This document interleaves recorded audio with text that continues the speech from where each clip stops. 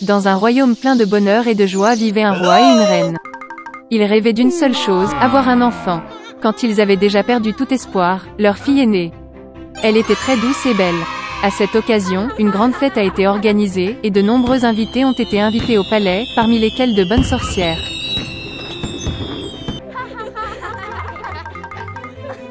L'accueil le plus chaleureux et le plus cordial leur a été réservé. Mais le roi et la reine ont commis une grave erreur, ils ont oublié d'inviter une autre sorcière. Elle n'avait pas quitté sa tour depuis de nombreuses années et tout le monde pensait qu'elle était morte depuis longtemps.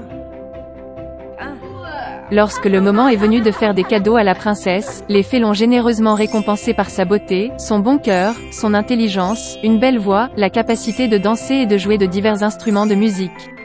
Quand le tour est venu à la dernière sorcière, une fée maléfique est soudainement entrée dans la salle, qu'ils ont oublié d'inviter à la fête. Des couverts lui ont été immédiatement apportés, mais elle a estimé qu'elle n'était pas reçue aussi respectueusement qu'elle le devrait. Tirant le gobelet et l'assiette loin d'elle, elle murmura un sort. La sorcière souhaitait que le jour de son 16e anniversaire, la princesse se pique la main avec un fuseau, et de cela elle mourut. La reine pleura amèrement à la volonté de la méchante sorcière, et le roi ordonna de saisir la sorcière. Mais elle avait déjà disparu avec un rire inquiétant. Heureusement, la dernière des fées n'a pas encore eu le temps de dire son souhait à la princesse. Elle ne pouvait pas annuler le sort, mais a promis que la fille ne mourrait pas, mais ne s'endormirait profondément que jusqu'à ce qu'elle soit réveillée par le baiser d'amour. Le roi a immédiatement ordonné la destruction de tous les fuseaux du royaume. Et puis vint le jour du 16e anniversaire de la princesse, le jour dont la fée maléfique a parlé. La princesse a grandi pour être une fille belle et gentille. Le roi a ordonné à 3 sorcières de veiller sur elle. Les fées la gardaient comme la prunelle de leurs yeux. Ce jour-là, le roi et la reine ont enfermé la jeune fille dans une pièce pour éviter un événement terrible. Mais la princesse ne voulait pas être enfermée. Soudain, une porte apparut dans le mur de sa chambre, que la jeune fille n'avait jamais vue. Elle a entendu des sons étranges à l'extérieur de la porte. Brûlant de curiosité et ne sachant pas ce qui l'attendait, la fille entra en elle. La porte menait à une pièce sombre dans laquelle une femme était assise dos à la princesse. Elle tournait.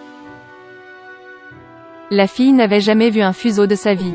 Elle est devenue curieuse. La princesse est allée au fuseau, l'a touché, a piqué son doigt et est tombée dans un sommeil profond.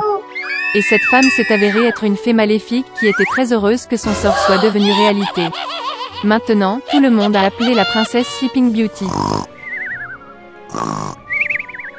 En apprenant le malheur, la gentille sorcière a décidé de plonger le roi et la reine et tout le royaume dans le sommeil jusqu'à ce que la fille se réveille. Bientôt, des forêts d'arbres et de buissons épineux si impénétrables se sont développés autour du château que personne ne pouvait passer à travers un tel fourré. 100 ans plus tard, un beau prince d'un autre royaume part à la chasse.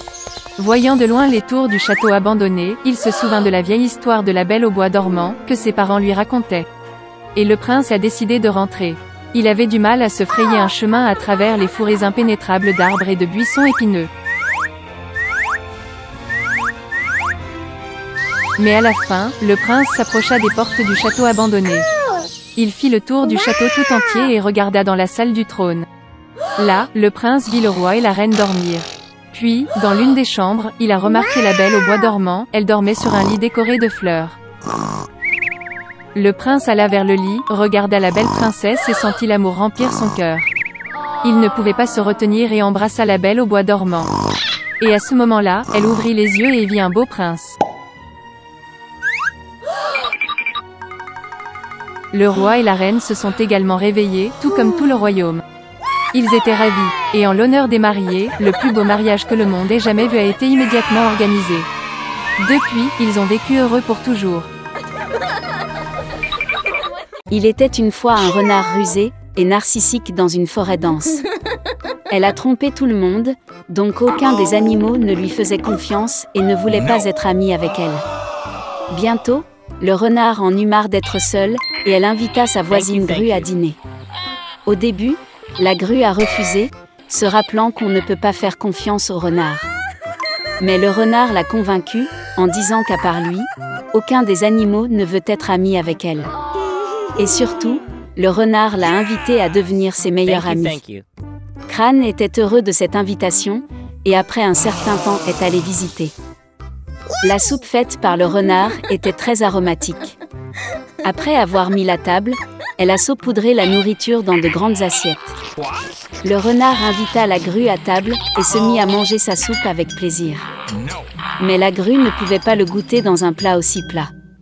Il frappa sans succès son bec sur l'assiette, et à la fin resta affamé. La grue était bouleversée, pensant que le renard était très inattentif envers lui. Mais il était invité chez elle, donc il n'a rien dit de son ressentiment.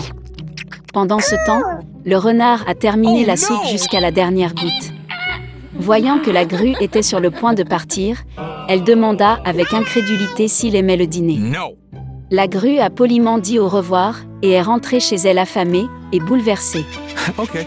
Au bout d'un moment, la grue a décidé de donner une bonne leçon au renard. Il alla voir sa petite amie et l'invita poliment à dîner. Lisa était très satisfaite de l'offre et a accepté.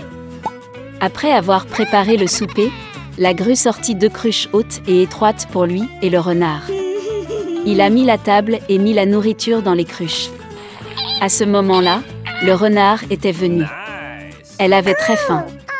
La grue invita l'invité à table et les amis se mirent à dîner. Le renard a essayé de manger dans une cruche étroite, mais rien n'en est sorti, car le récipient était trop étroit. Pendant ce temps, la grue mangeait avec aisance avec son long bec. Quand il eut fini, il vit le renard essayer sans succès de manger. Crâne a demandé si elle aimait le dîner. Mais le renard a répondu qu'elle ne pouvait rien manger du fait que la cruche était trop étroite et longue. La grue attendait une réponse similaire. Il rappela au renard qu'il avait quitté sa maison affamé parce que l'assiette était trop plate. Et puis elle a réalisé son erreur. Elle avait honte d'être si peu attentive à son voisin.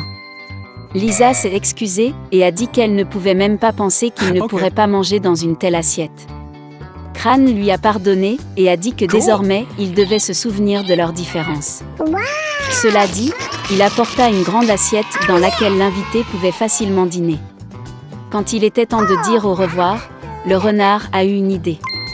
Elle a demandé à la grue d'emmener une de ses cruches chez lui pour qu'il puisse facilement dîner avec le renard.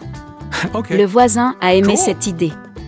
Il a félicité le renard, disant que si elle utilise sa ruse et son ingéniosité pour de bonnes actions, elle aura beaucoup d'amis. Le renard et la grue ont ri joyeusement. Depuis, ils sont les meilleurs amis.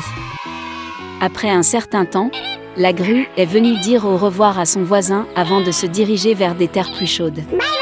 Resté seul, le renard s'est ennuyé. Mais elle n'a jamais oublié les mots de la grue. Depuis lors, le renard a cessé de ne penser qu'à elle-même et a trouvé de vrais amis parmi d'autres animaux de la forêt.